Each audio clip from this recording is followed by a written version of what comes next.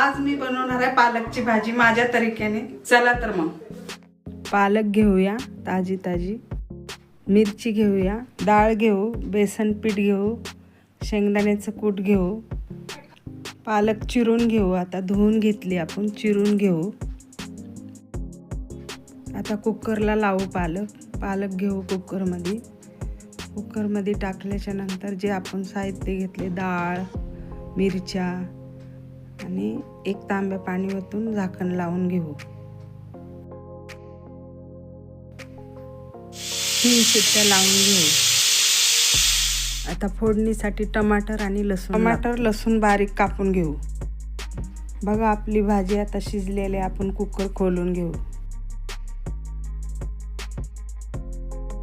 भाजीला आपण घरटून घेऊ रवीने चांगली बारीक. आता मीठ टाकून घेऊ, हळद टाकून घेऊ, लसूण टाकून घेऊ, शेंगदाण्याचं कूट टाकून घेऊ, मिक्स करून घेऊ भाजी. बघ आता कढई ठेवून घेऊ, तेल टाकू 2 चमचे, लसूण टाकून घेऊ, टमाटर टाकून. आता टमाटरला चांगलं परतून. आता त्याच्यामध्ये कस्तुरी मेथी टाकून थोडं हलवून मिक्स करून घेऊ.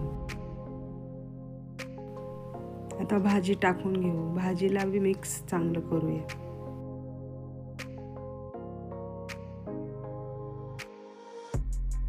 आता भाजीत पाणी टाकून घेऊ. तुम्हाला जेवढं लागेल तेवढं तुम्ही टाका. पातळ घट्ट बनवा. 5 मिनिटासाठी भाजीला झाकून घेऊ.